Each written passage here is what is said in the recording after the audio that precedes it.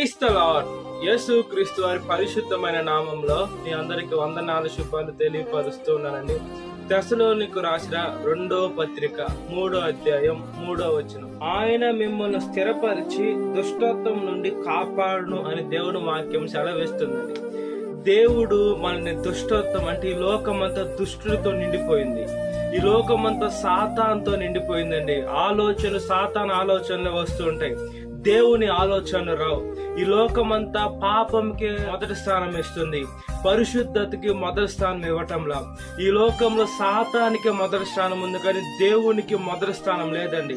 ప్రతి ఒక్క మనుషులు దుష్టతో నిండిపోయింది. ప్రతి ఒక్క మనుషులు పాపం చేస్తూనే ఉన్నారు. ప్రతి ఒక్క మనుషుడు దేవుడిచ్చే మహిమని కోల్పోయేటువంటి బిడ్డలుగా ఉన్నారండి. మనం ఏం చేయాలంటే మనం దేవుణ్ణి వెతికేటువంటి వారుగా ఉండాలి.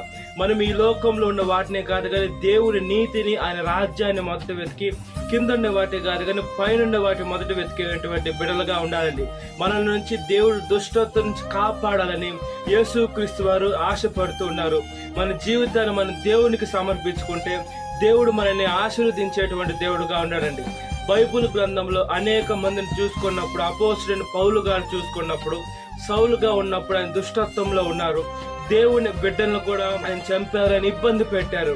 అయినా కూడా దేవుడు ఒక రోజు ఆయన దర్శించిన తర్వాత ఆయన యేసుక్రీస్తు శిష్యుడైపోయారండి.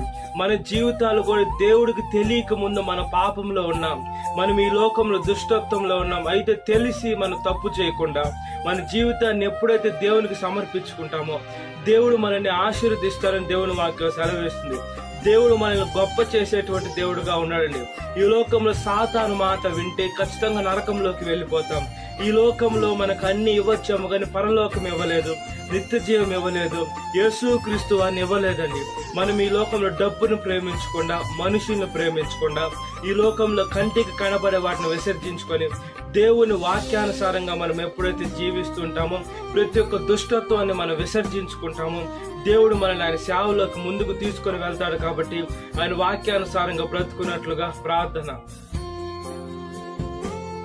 మహాపరిశుద్ధ ఆత్మదేవ, మా ప్రియ పరలోక తండ్రి, స్తోత్రం చెల్లిస్తున్నామయ్యా.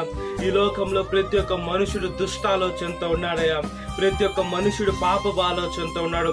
ప్రతి ఒక్క మనుషుడు ఈ లోకంలో నాకు ఏదో ఒకటి కావాలని ఆలోచనతో ఉన్నాడు. కానీ ఈ లోకంలో విసర్జించుకొని మీ సాక్షులుగా బ్రతికే మంచి మనసును దయచేయండి. అనేక ఆత్మలు ఎలా రక్షించాలా, అదే విధంగా నన్ను దేవుడు రక్షించినట్టుగా నాకు దేవుడు గురించి ఎంత వరకు తెలుసో అదంతా ఇతరులకు చెప్తే అతను విని ఒకరు కాకుండా ఒకరు రక్షింపబడతారు, ఒకరు కాకుండా ఒకరు దుష్టత్వం నుండి కాపాడబడతారు అని ఒక ఆలోచన విధానాన్ని ప్రతి ఒక్క బిడ్డగా దయచేయమని అడుగుతున్నాం.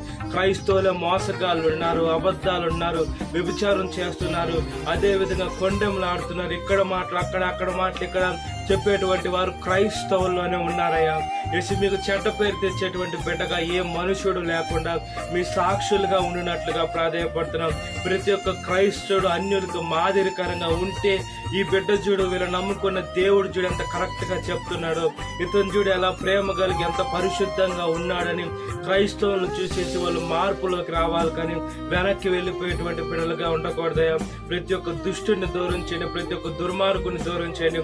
శోధనలో ప్రవేశించుకునే నిమిత్తము మెలకువగా ఉండి ప్రార్థన చేయండి అని దేవుని వాక్యం సెలవిస్తుంది. ఈ లోకంలో సాతాను అనేక రీతులుగా మమ్మల్ని శోధించవచ్చు. అయితే అది మేము ఆత్మీయ జీవితంలో ఎదిగేదానికి మేము ఒదిగి ఈ లోకంలో మమ్మల్ని మేము తగ్గించుకుంటే హెచ్చింపబడతాం. కాబట్టి మమ్మల్ని మేము తగ్గించుకునే మంచి మనసును దయచేయండి, దుష్టుని జయించే మంచి శక్తిని దయచేయండి. ఆత్మీయ జీవితంలో పైకి మీ దగ్గరికి వచ్చే మంచి మనసును దయచేయమని అడుగుతున్నాం. సాతాను శోధనలో ప్రతి ఒక్క బిడ్డను విడుదల దయచేయండి. ఈ వాక్యం వింటున్న ప్రతి ఒక్క బిడ్డని పేరు వచ్చిన జ్ఞాపకం చేసుకోండి. ఈ దినకాలపు దీవెనతో నింపమని నజరేయుడైన యేసుక్రీస్తు వారి పరిశుద్ధమైన నామంలో మిక్కిలి వినమ్రత అడుగుచున్నాను మా పరలోకపు తండ్రి. ఆమేన్. Praise the lord. God bless you. Have a great day.